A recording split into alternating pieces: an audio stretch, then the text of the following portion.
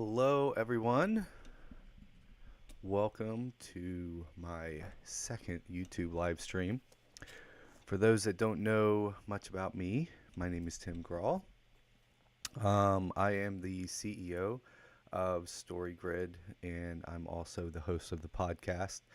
Uh, today, we're talking. Today, I want to talk some about deep work and Cal Newport's book and some other things that have been affecting my writing and my processes at work.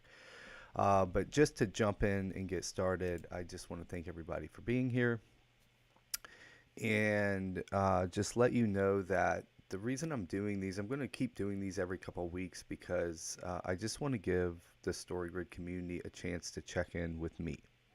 So I've been running StoryGrid with Sean for over 7 years now. I run all the back end operations and marketing, along with hosting the podcast, like I said. I also act as the publisher of StoryGrid Publishing. And so a lot of the decisions that get made are run through me first and allows me to kind of keep my finger on the pulse of what's happening inside of StoryGrid. And so if you have any questions about what we're doing with anything in the guild or publishing or anything like that, this is a chance for you to ask those questions. Along with that, I have about 12 or 13 years now in the publishing industry. I was a book marketing consultant for a long time, worked with a lot of different authors, helping them build their platform, connect with readers, and launch their books. And over the years, I put a bunch of books on the New York Times and Wall Street Journal bestseller list. I've worked with books from all the major publishers, lots of indie published authors as well. And so even though a lot of what you see on the podcast is just me working on my writing, when it comes to behind the scenes at StoryGrid, I'm bringing a lot of my own experience running my own businesses, working with some amazing people in the publishing industry and learning from them. And so, so any questions you have for me on that, you can go ahead and drop them in the chat, and I'm happy to answer those.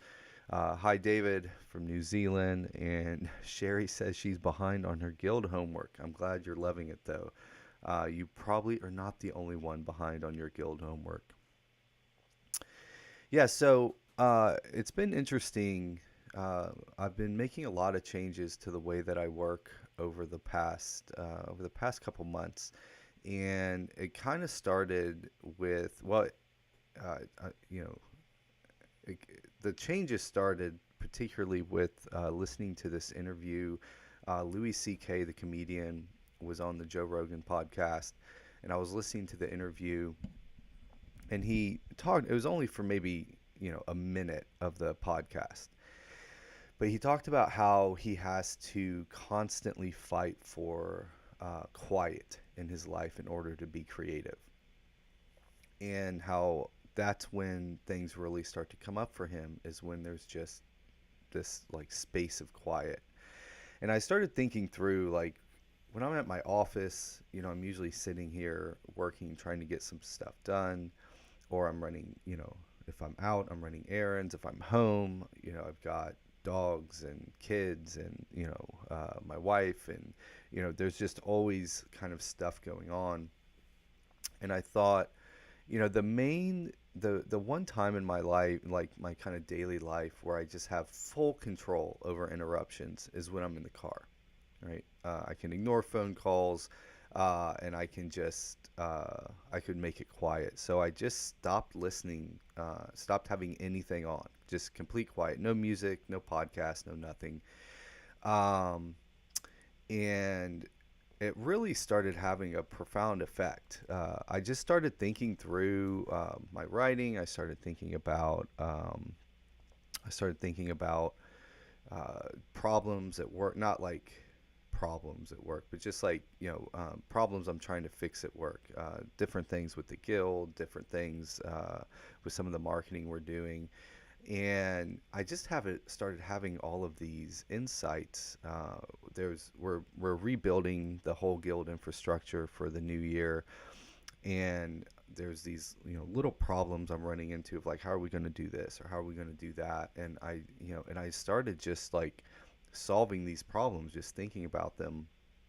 And then the most profound day was, I think I shared last time, but I was driving to work, and the book I'm currently working on, which I'm almost 30,000 words into, I had been working on this other project, and just driving into work, like I just had this like 20-minute moment where the whole book just kind of downloaded into my head. It was a very odd experience.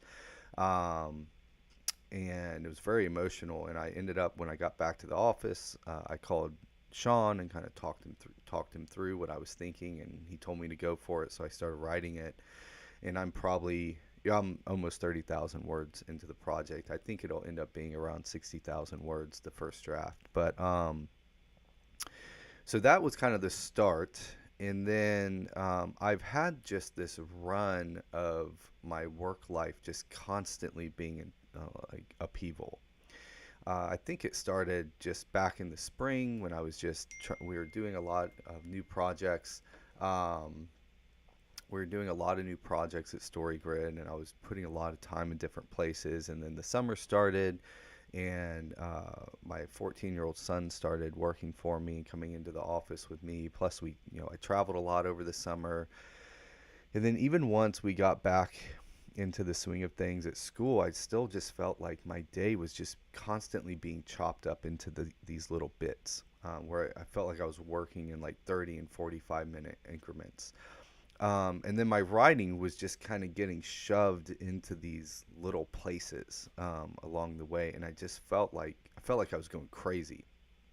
And so last week I was down in Atlanta for a business mastermind that I joined, and we do these hot seats where we all just sit in a circle, and everybody gets their 45 minutes to talk about whatever they want. So most of the time it's presenting some sort of problem, or something we're struggling with, or some changes we want to make. And I can take these out. And the one of the guys was there, and he just kind of threw it out as like a side thing of that he had read Deep Work by Cal Newport, and um, and decided to move all his meetings to Monday and leave the rest of his week open in his business. I was like, oh, well, that's really interesting. And I had bought Deep Work and read some of it back when it first came out, I think in 2016. And so I bought another copy because I couldn't find it. And I read it last weekend, and I decided to just make a lot of changes in the way that I'm working. And and so I moved all of my standing meetings to Monday. So Monday's mostly meetings. We record the podcast Friday morning, and so I open up Friday afternoon as kind of like, if I need to take a meeting, I'll take one Friday afternoon. And then I just completely opened up Tuesday through Thursday, and just tried to just push everything off of those. There's one standing meeting I have to be a part of that's about an hour. I also just started, so I'm sure you've heard me talk about on the podcast, I do jujitsu. I also do CrossFit. And if I was talking to a buddy, and he's like, well, how many classes do you actually do? And when I counted them up, I do 11 a week. And several of them are right in the middle of the day. And by the time you account for like leaving a little early, driving, doing the hour class, cooling off, changing, driving back, it's almost 2 hours in the middle of the day for me to do jujitsu. And I just started thinking, I'm like, if in 5 years, StoryGrid isn't where I want it to be, but I'm really good at jujitsu, that will not be worth the trade-off. And so I started, just, even though I absolutely love it, I just started cutting back on that as well. And but really trying to create these big open spaces where I can just really sink down into the work and have 3-4 hours at a stretch. In fact, today it's 3 o'clock Central where I'm at. This is the first thing I had on my schedule all day. And so it's been really powerful. It's only been a couple days of that, but when I think about my writing, Oh, the other thing I'll mention here is I'm completely cut out social media. So this I think is really really important. That's just not talked about enough. I actually cut this out 2 years ago. I watched that is it the social dilemma? I don't know that like that documentary about social media, and it like freaked me out, and so I like got out of all social media, paused all of my accounts, and thought, well, if I don't miss it by the end of the year, I'll just completely get rid of them. And so at the end of 2000, I guess that was 20, I canceled all of my social media accounts. And so I've been without social media coming about right at 2 years. And I've slipped a couple times. Like I had this account where I was just following a few different people, and I would log into that. But Instagram, it's really frustrating. And this is the part that kind of got me off of them anyway. Is like, um, I remember hearing this thing that an executive at Netflix said their biggest competition is sleep, because like they want you to stay up watching Netflix.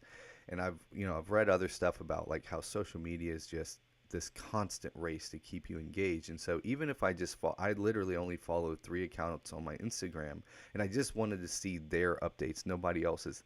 And there's no way to do that. They keep showing you other stuff, other stuff, other stuff, and they keep peppering you with it until they figure out what you'll actually pay attention to. And lo and behold, I feel like I'm just scrolling mindlessly again. So about a month ago, I got rid of Instagram. That's really the only one that I get hooked on, and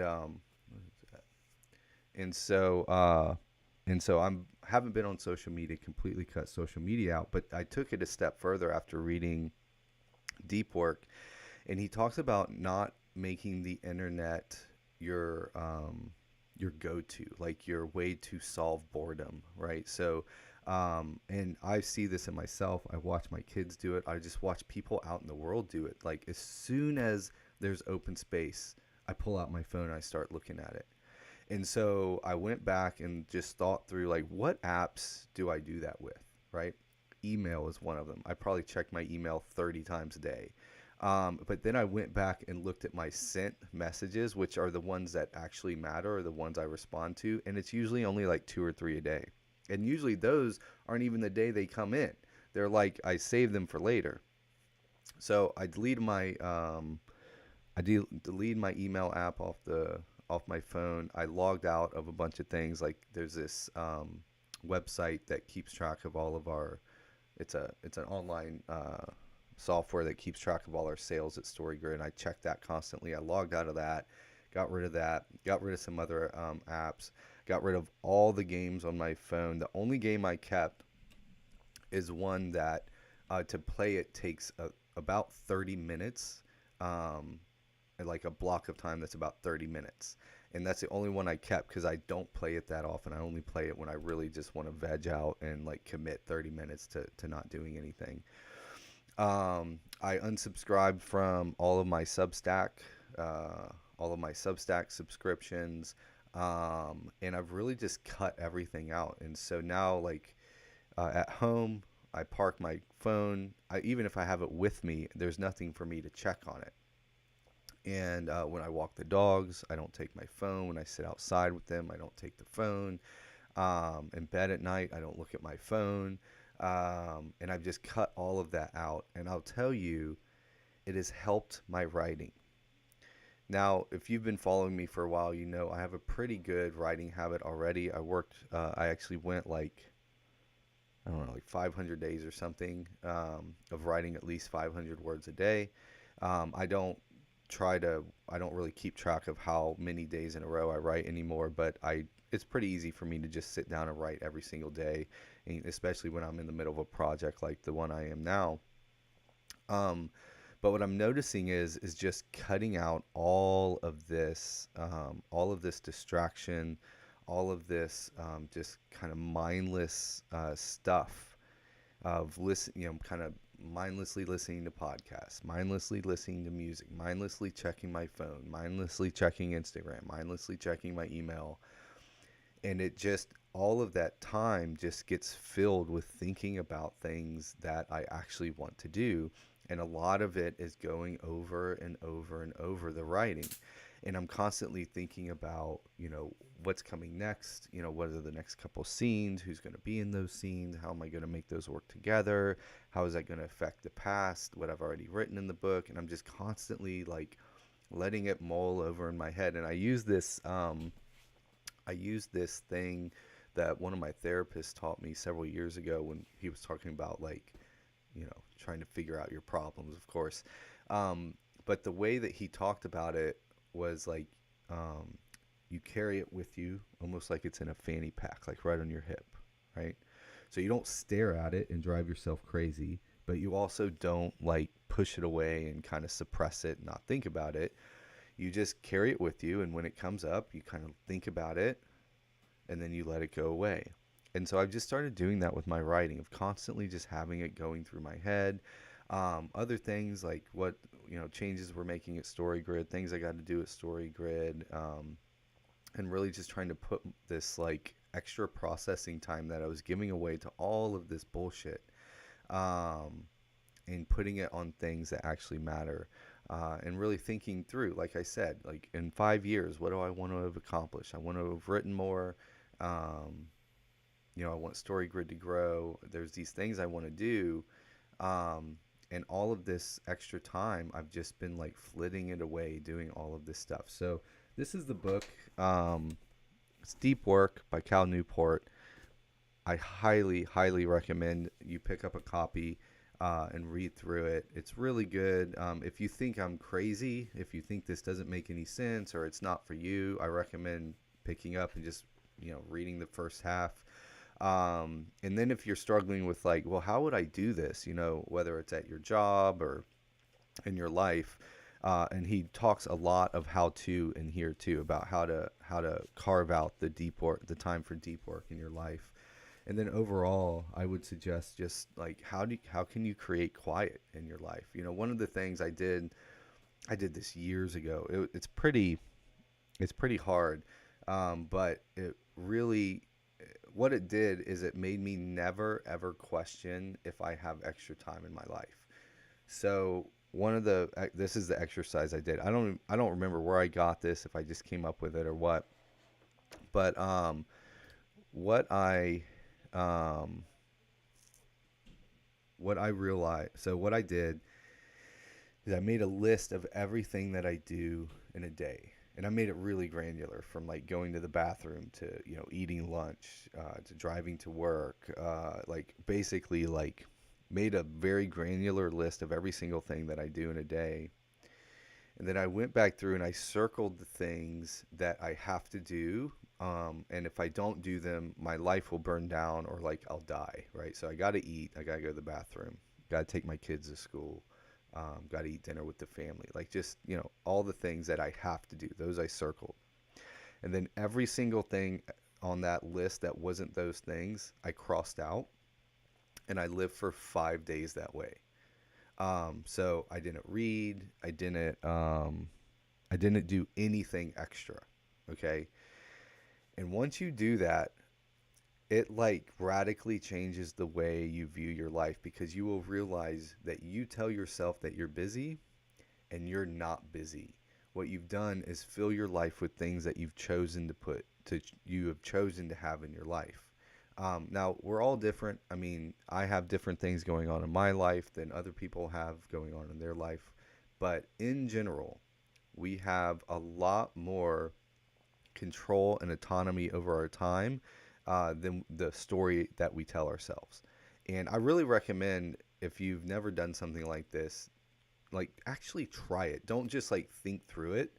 Actually do it. Because for me, when I was like upstairs sitting on my bed at like 6:30 in the evening staring at the wall, because I literally had nothing to do because I couldn't do anything that I didn't have to do, is when I was just like, oh my gosh, I tell myself this story that I'm busy. And so I always encourage people, like, do not say you are too busy to do something. What you should say instead is, I have chosen not to prioritize, right? So let's say, I mean, writing. Let's talk about writing. It's like, oh, I'm too busy to write. It's like, okay, that's probably not true. The truth is, you've chosen not to prioritize your writing over other things. Now, sometimes that's the right decision, right? Let's say like, I don't know, your wife is sick, your kid, and so she's like in bed. Maybe maybe she's like has some sort of illness.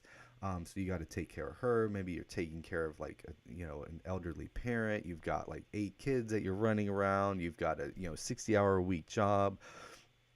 And so you have chosen to prioritize taking care of your kids or taking care of your wife or your job over your writing. Okay?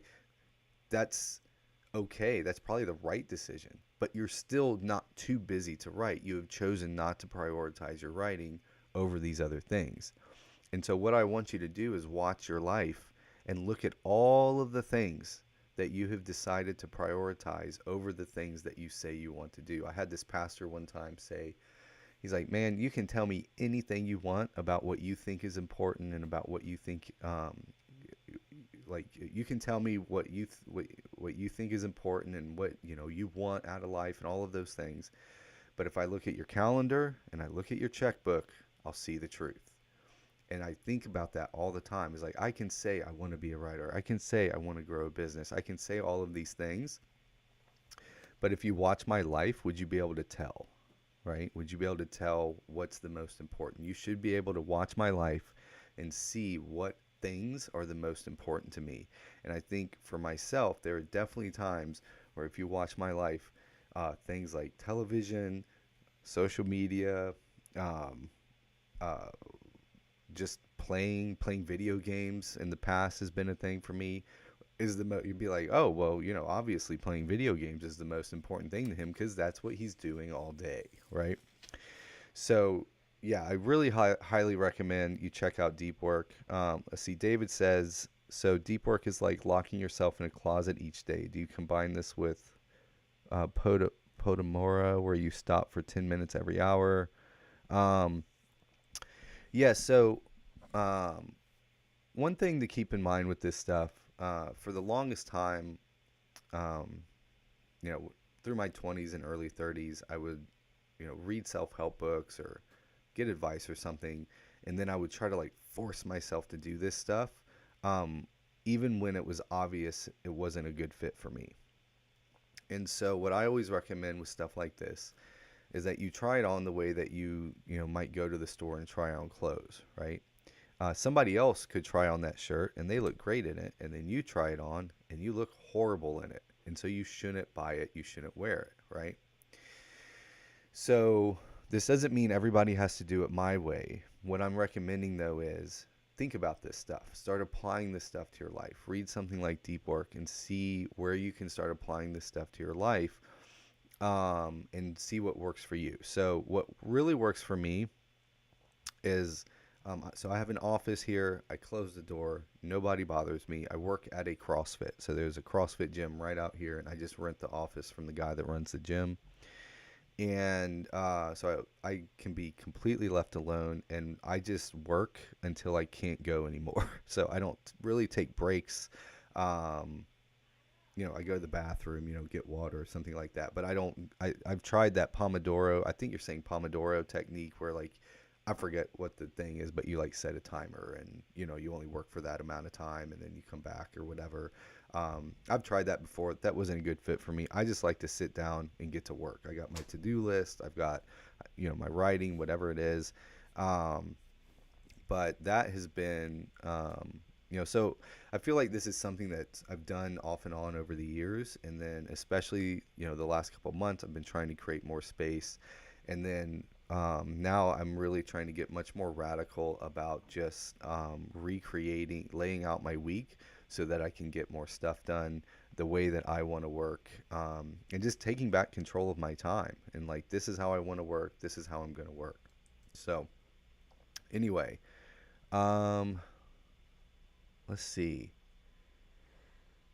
Does anybody have any questions for me? It can be about deep work. It can be about the writing process. It can be about what we're doing at StoryGrid, publishing, uh, the guild, anything like that. I'm happy to answer any questions. Just drop them in the chat. I've got the chat up here. Let's see.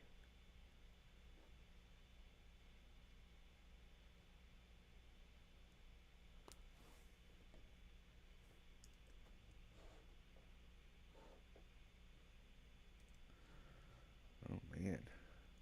If we don't have any questions, I am happy to. Let's see.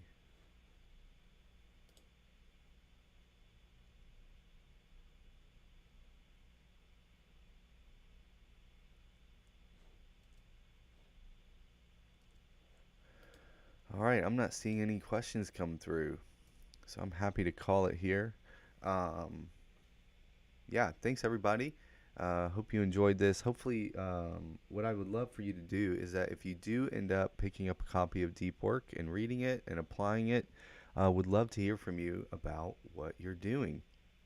You can always email me at tim@storygrid.com. Um, Candace says, "What is the Guild?" Sherry says, "Have you ever ghostwritten a book?" Um, so the Guild is the university program, the master's level training that we do at StoryGrid on writing. You can go to storygrid.com/guild to see more about it. It is how we train writers at StoryGrid at the line by line scene level of writing. It's a very in-depth training. It is a master's level type training, uh, helping writers level up their craft of writing. So we see, if we think of, you know, the editor and the writer, right? Those are the two people most involved in, those are the two people creating a book, right? So at StoryGrid, we think of the writer as driving the car and the editor as the navigator. So the writer decides where we're going, the editor helps lay out the path, and the writer is the one that's actually doing the driving and keeping their eyes on the road. And so we are very focused on StoryGrid on helping writers stay focused on how they can write great, engaging, line by line writing that builds to a trope, that builds to a scene. It's a really powerful program. We've got almost 400 people going through it right now, and we've been thrilled with the results. This is the third semester that we've run it, and we'll open up registration for the fourth semester in January, or we'll open up registration in November for the semester that starts January 1st. So if you're interested in the Guild, again, you can go to Here, I'll put the thing in the chat here, storygrid.com/guild. You can go there and see more information about it, and there's a wait list there as well. So if you want to be the first ones to hear about the Guild, you can go there. So have I ever ghostwritten a book? I've never ghostwritten a book. No, I'm not sure any tips. There's lots of people out there that talk about ghostwriting, so there's probably better places to go than me. I've never done it, and I don't have any plans to ever do it as well. Yeah, so I can't help much with the ghostwriting part. All right, well, I'm going to wrap it up there. Thanks, everybody, for being here. And if you enjoyed it, let me know. Would love to hear more from you. And yeah, man, I got another question here. I keep trying to end it. No, it's totally fine. Let's see. Michael, I've been having issues with my current project. I have an outline and working on the rough draft. I know myself and my process well enough to know that this is 30% discouragement mark. Any advice?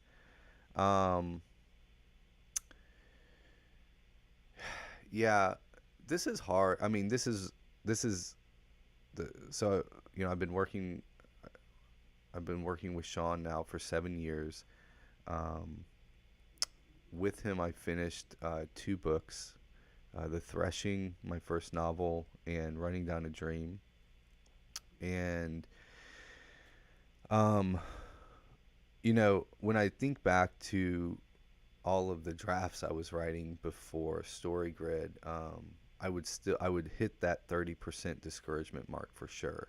Um, and a lot of it was because I knew I wasn't going where I wanted to go, if that makes sense. Like I knew I was now working on something that wasn't very good, wasn't going the direction I wanted to go, wasn't going to turn out the way I wanted it to turn out. And I always kind of saw that as like I just got to push through and keep writing, push through and keep writing. And I would. And on a lot of them, some of them I'd give up. And of course, at the end, I had a draft that was not working, and I didn't really know what to do with it. Um, so fast forward to now, and I've been under Sean's tutelage for 7 years. I've read Story Grid probably 7.5 years ago, um, and this is the first novel I've just sat down and written in a few years, and it's going completely different. Now, who knows? Sean may throw the whole thing out again, but it's been really interesting. So going through all of the training from the guild, right? So I was the first kind of guinea pig to go through all of the stuff that ended up being what we train in the guild, and then we're still working on it on the podcast. That kind of hyper focus on the line by line writing has really leveled up my line by line writing on this new novel, and that hasn't been that surprising because I've been writing some things here and there, and I just see like my progression is getting better. But this is the first like novel I've attacked in a while, and so the first thing I did was identify some masterworks that are kind of similar to what I'm trying to write, and I've read through those and figured out how they've done some things, and that's really helped me stay on track. And really, just like this one has come a lot easier because I know where I'm going. I feel like a really good understanding of the macro of what's happening in the story, um, and so and then like I said, so the macro I've got laid out already. I've figured out the beginning hook, middle build one, middle build two, ending payoff. I figured out the all is lost moment. Um, I figured out all these kind of big moments in my story. It's a uh, it's a external performance, internal worldview plot or genre, and then all of this extra time in my head that I'm just constantly thinking about the story is I'm just looking at the story like, what did I write this morning? What am I writing tomorrow? Where am I going next? Who are the characters? And I've had all of these insights of like, okay, I need this to happen next because of course the middle build is the hardest. Um, so so I'm like thinking through and like how to apply it and how these characters interact together, and it's like you have to remember there's too much to writing for you to consciously do. Um, so I'm gonna use jujitsu as a metaphor here. So I'm a purple belt. I've been training for almost 6 years, almost 7 years. No, 6 years. Yeah, almost 6 years. And I've started helping out at the gym some. Train and I teach the basics class once a week. So this is brand new people coming into jujitsu, and it's really interesting because you know, I was as bad as you can get at jujitsu when I started. I've never done a martial arts before. I've never done anything, no wrestling background, nothing. And so every little movement of the body is taking conscious effort, which means you can only like you're messing up most of the time. Most of your movement is wrong. Think about like you can walk and you don't think about the fact that you're walking. But if you're like, lost your ability to walk and you're having to fully concentrate on just moving your legs, you won't be thinking about where your hands are. You won't be thinking about what your head's doing. You won't be able to pay attention to anything else. Um, and so, uh, so in jujitsu, what happens is you have to kind of like keep building these base skills. So more and more and more things are happening without you thinking about it, right? It's like just automatic movement, And then you can focus on adding a new skill. And now I'm going to focus on adding this skill. And then I'm going to focus on adding this skill, trusting that you can do all of these other things automatically. I found writing is the same way, is that there's just far too many things for you to be doing at one time for you to be able to consciously do them all at the same time. And so you can really only focus on one or two things at a time, and you have to just kind of trust that the other ones are going to work out for you. The problem is, if you're not very good at writing, you can't have that trust, right? You can't automatically do the things. So this is why we spend so much time on the fundamentals, like the five commandments of storytelling, right? That's a very fundamental thing, is like just understanding inciting incident, progressive complication, turning point, crisis, climax, resolution. If every single scene has that, all right, that is something that you can pay attention to. But at this point, what's really interesting is when I'm not writing, but I'm thinking about my story, I'm constantly thinking at this macro level. Like, where am I in my story? What needs to happen next? Who are the characters in my story? Where am I going? How does that, do I need to go back and change something? Am I, this needs to happen next, which means I actually need to go back and set that up. And so at my next writing session, I'll do that. I'm like, okay, I'll write and I got to go back, and I'll go back to scene 2 and set this up. And I'm just constantly, but then when I sit down and write, I just have the idea of where I'm going, and I just get really, really clear on what is happening in the moment, and then I just write what I see. And so I think, like, getting discouraged at 30%. I mean, I feel that too. I feel it mostly because I want to see what the book is when it's done. And if I'm writing, I'm writing, I try to do at least 1,000 words a day. Sometimes it's a lot more. This morning it was like 1,200. So I still got like a month until the first draft is done, at least. And so that gets discouraging because it's like, oh, geez, I just want to get it done. I just want to see if I can like write this and get it done and see what Sean thinks and all those things. But that's where I just kind of rely on my muscle memory of just, I write every day. That whole thing of like, if I just keep writing every day, keep working on my craft every day, I'm eventually going to get where I want to be. And I'm just trusting all of these skills that I've been building over the years. So, yeah. So that's, yeah, so I don't know how much I helped with the discouragement, Mark. But, yeah, because this is the first project I don't feel discouraged on. I feel like, um, I'm like, okay, I think I got this. I think I got this. I think I got this. Now I may be singing a different tune in a month or two, but for now I'm feeling good about it. I may be singing a different tune 2 days from now. I could be totally discouraged. That's happened before too. So, but that's kind of where I'm at in my writing right now. Um, yeah, Felix, I don't know if there'll ever be a sequel to The Threshing. We spent a long time working on it. I wrote 2 drafts of it. They both got thrown away. Um, yeah, I don't know. I don't know if there will be.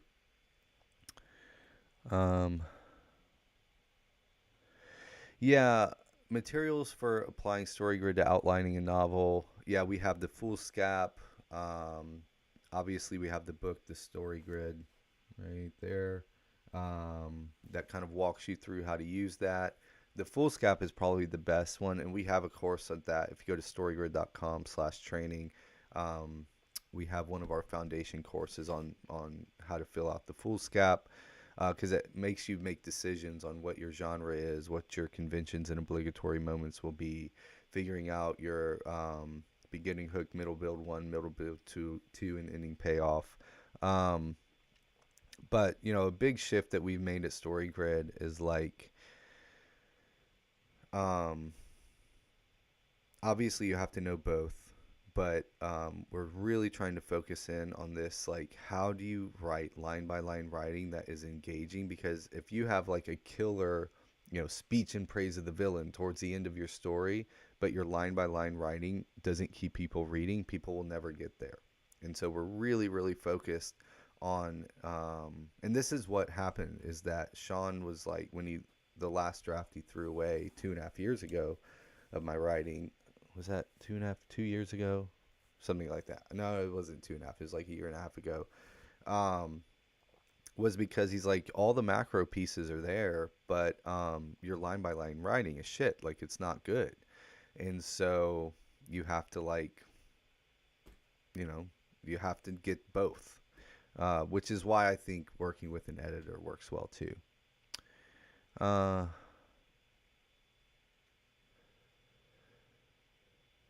Ashley says, I'm afraid of silence, not for the usual reasons, but because my mind tends to go blank when I'm quiet instead of wandering helpfully. Feels like wasted time. Have you experienced this? Um,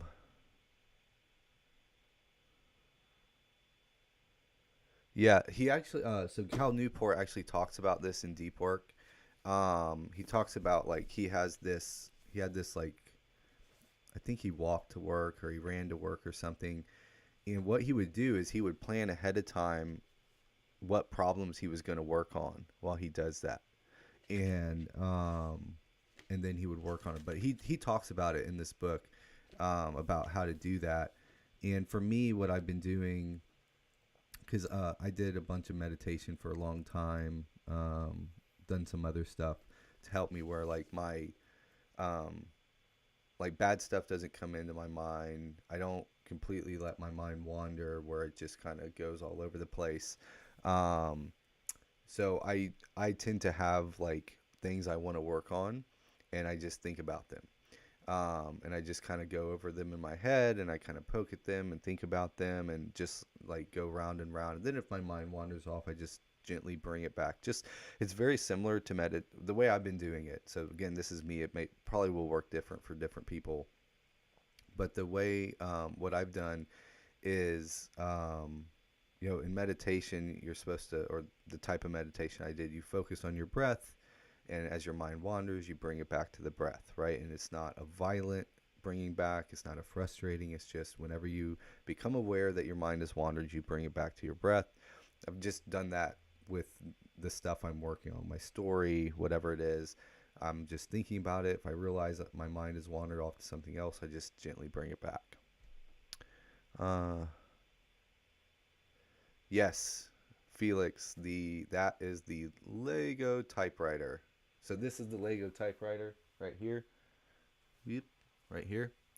And then this is the Lego bookshop right there. So my wife got me the bookshop, and my friend Ryan McCrae got me the typewriter. And over here behind us is Sesame Street and Seinfeld. And actually, at home sitting on my table is a partially put together, one of The Office that just came out. So yeah, I love Legos. I love putting them together.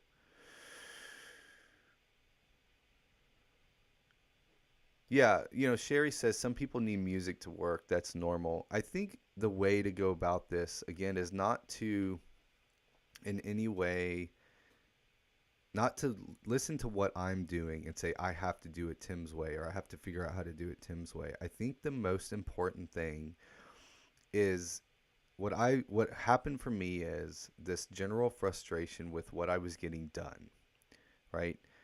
And thinking, and, like, fast forwarding 6 months, a year, 2 years, 5 years. If I keep doing what I'm doing now, is it taking me where I want to go?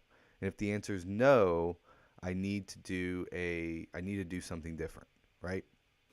And so and then it starts thinking, well, what do I need to do different? Okay, I need just more time to focus in on the work I'm doing. Okay, I'm going to start doing deep work. And then of course what happens is the universe, things are happening around you, and you start realizing, like, this stuff is happening. So then I hear this 1 minute part of a Louis C.K. interview, and then my friend talks about how he moved all his meetings to a Monday, and then and he read Deep Work, so then I read Deep Work, and he talks about getting rid of social media and getting rid of the internet as a distraction, and I'm like, oh, I got to do that too.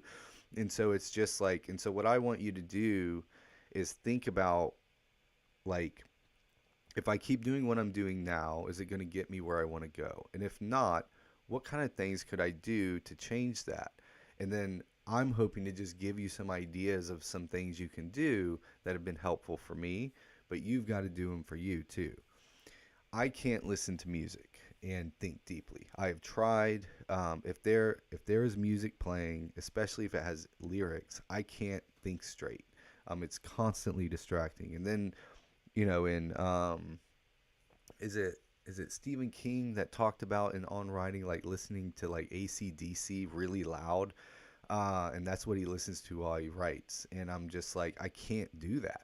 I just stay distracted, and so I have to have, whenever I'm working on something, even if it's just writing an email, I have to have quiet. I can't do it if there's anything, any kind of chatter around me that's taking my head away from it. So, um, okay. Oh, Judith is asking to introduce the puppy. This is Lucy. Let's see if she'll come up. Lucy. Hey, come here. Come here. This is this is my pug Lucy. So, can you say hi, Lucy? Hi, Lucy. I just woke her up from her nap. So, we actually have two pugs now. We just got a puppy pug because we got this pug for my wife, and they were really close until my wife went back to school and I was home a lot, and so Lucy basically mapped onto me. So now she just loves me, and so we just got another pug a few weeks ago. He's like, I don't know, 3 months old or something now.